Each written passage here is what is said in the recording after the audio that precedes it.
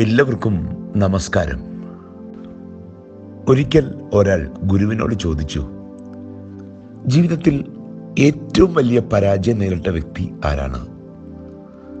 മറുപടിയായിട്ട് ഗുരു പറഞ്ഞു, ജീവിതത്തിൽ ഒരിക്കലെങ്കിലും പരാജയപ്പെടാത്ത വ്യക്തിയാണ് ഏറ്റവും വലിയ പരാജിതൻ.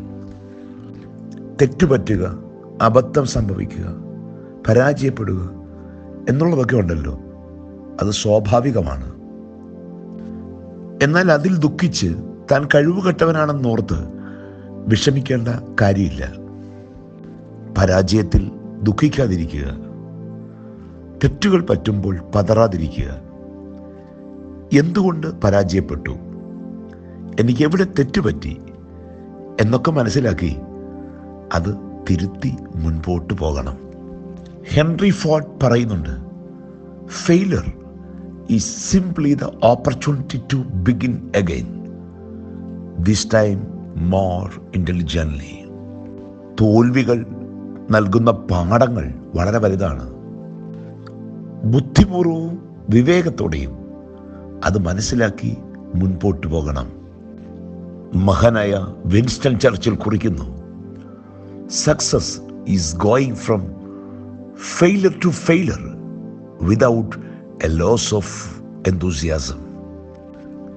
തോൽവിയൊക്കെ വരുമ്പോൾ മുറി കയറി കഥകടച്ച് കരഞ്ഞുകൊണ്ടിരിക്കുന്നവനല്ല, ഉള്ളിൻ്റെ ഉള്ളിൽ ലക്ഷ്യത്തിലെത്താനുള്ള ഒരാവേശമുണ്ടല്ലോ, അത് കെടാതെ ഓരോ തവണയും എഴുന്നേറ്റ് പാഠങ്ങൾ പഠിച്ച് മുൻപോട്ട് പോകുന്നവനാണ് ലക്ഷ്യത്തിലെത്തുന്നത്. ജോസ് എൻ ഹാരിസ് കുറിക്കുന്നു, falling down is a part of life, getting back up is living. പരാജയത്തിൻ്റെ പാതകളാണ് വിജയത്തിൻ്റെ എക്സ്പ്രസ് ഹൈവേ കാണിച്ചു തരുന്നത്. ജെയിംസ് ജോയ്സ് കുറിക്കുന്നു, mistakes are the portal of discovery. നമ്മുടെ ഉള്ളിലൊക്കെ ഒരു അംബിഷൻ ഉണ്ടല്ലോ, അതിനെ കുഴിച്ചു മൂടരുത്. പ്രായമൊന്നും അതിനൊരു ഘടകമേ അല്ല. പ്രായം ശരിക്കും ഒരു അനുകൂല ഘടകമാണ്. അത് നമുക്ക് സമ്മാനിക്കുന്ന അനുഭവങ്ങളാണ്, പാഠങ്ങളാണ്. അതുകൊണ്ട് അംബിഷൻ ഒരിക്കലും കുഴിച്ചു മൂടേണ്ടതല്ല. ഓസ്കർ വൈൽഡിൻ്റെ വാക്കുകൾ ശ്രദ്ധിക്കുക, ambition is the last refuge of the failure. നമ്മുടെ മനസ്സിലേക്കൊന്ന് നോക്കി, അംബിഷൻ എന്നുള്ളതിൻ്റെ ചെറിയ തീപ്പൊരിയെങ്കിലും കിടപ്പുണ്ടോ?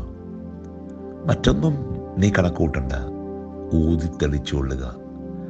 ഇത്ര കാലത്തെ ജീവിതം നമുക്ക് സമ്മാനിച്ച അനുഭവങ്ങളും പാഠങ്ങളും ഒരു പുതിയ വഴി നമുക്കായി തുറക്കുന്നു.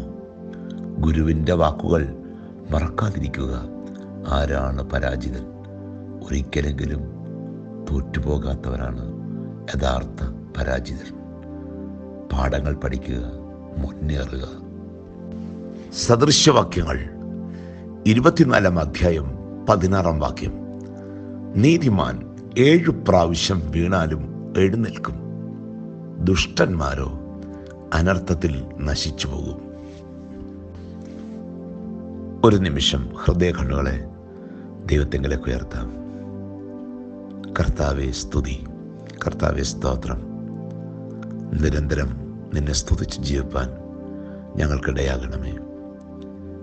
ഈ ജീവിതം ഭൂമിയിൽ ദൈവം ഞങ്ങൾക്ക് പകർന്നു തന്ന ഏറ്റവും വലിയ ദാനമാണ്. അതിനെ ഭംഗിയായും ചിട്ടയായും ഉപയോഗിക്കാൻ പരിശുദ്ധാത്മാവിനാൽ ഞങ്ങളെ ബലപ്പെടുത്തണമേ. ഈ ലോകത്തിൽ കഷ്ടങ്ങളും സഹനങ്ങളുമുണ്ട്, വീഴ്ചകളും പരാജയങ്ങളുമുണ്ട്. എന്നാൽ ഓരോന്നിൽ നിന്നും പാഠം ഉൾക്കൊണ്ട് ദൈവബോധ്യത്തോടെ മുന്നേറാനുള്ളതാണ് ഈ ജീവിതം. ലോകമെമ്പാടും തകർന്നും ഭാരപ്പെട്ടും സങ്കടപ്പെട്ടിരിക്കുന്ന എല്ലാവർക്കും വേണ്ടിയും പ്രാർത്ഥിക്കുന്നു. കർത്താവേ, വീണാലും ഞങ്ങൾ എഴുന്നേൽക്കും. അതിൻ്റെ കാരണം കരം നീട്ടിത്തരാൻ ഒരു കർത്താവുണ്ടെന്നുള്ള വലിയ ബോധ്യമാണ്. ഞങ്ങളുടെ വഴികളിൽ ഇരുളേറുമ്പോൾ, ചില നിമിഷങ്ങളിൽ വീണു പോകുമ്പോൾ, ഞങ്ങൾ കണ്ണുനീർ തോകുമ്പോൾ, ഇമ്മാനുവേലായ ദൈവം ഞങ്ങൾക്കൊപ്പമുണ്ടെന്നുള്ള വലിയ പ്രതീക്ഷ, ആ വെളിച്ചം ഈ ലോകത്ത് ഞങ്ങളെ നയിക്കണമേ. സങ്കടത്തിൻ്റെ കാരാഗ്രഹങ്ങളിൽ അടച്ചിടാനുള്ളതല്ല, പരാജയത്തിൻ്റെ കുഴിയിൽ കിടക്കാനുള്ളതുമല്ല. ദൈവബോധ്യത്തോടെ ഞങ്ങളെ ലക്ഷ്യത്തിലേക്ക് നടന്നെടുക്കാനുള്ളതാണ്. നിന്റെ ഇഷ്ടപ്രകാരം ജീവിപ്പാൻ ഞങ്ങളെ ഒരുക്കണമേ. ഞങ്ങളുടെ തലമുറകൾക്ക് വേണ്ടി പ്രാർത്ഥിക്കുന്നു. ഈ ലോകമെമ്പാടും നിരാശപ്പെട്ടും ഭാരപ്പെട്ടും ഇരിക്കുന്നവർക്ക് വേണ്ടി പ്രാർത്ഥിക്കുന്നു. ആഗ്രഹങ്ങളിലേക്കൊന്ന് എഴുന്നേൽക്കാൻ കാത്തിരിക്കുന്ന മനുഷ്യർക്ക് വേണ്ടി പ്രാർത്ഥിക്കുന്നു. പരിശുദ്ധാത്മാവേ, എല്ലാവരെയും ബലപ്പെടുത്തണമേ. ആയത് പിതാവിൻ്റെയും പുത്രൻ്റെയും പരിശുദ്ധാത്മാവിൻ്റെയും നിസ്തുല നാമത്തിൽ തന്നെ ദൈവം തമ്പുരാൻ എല്ലാവരെയും അനുഗ്രഹിക്കട്ടെ.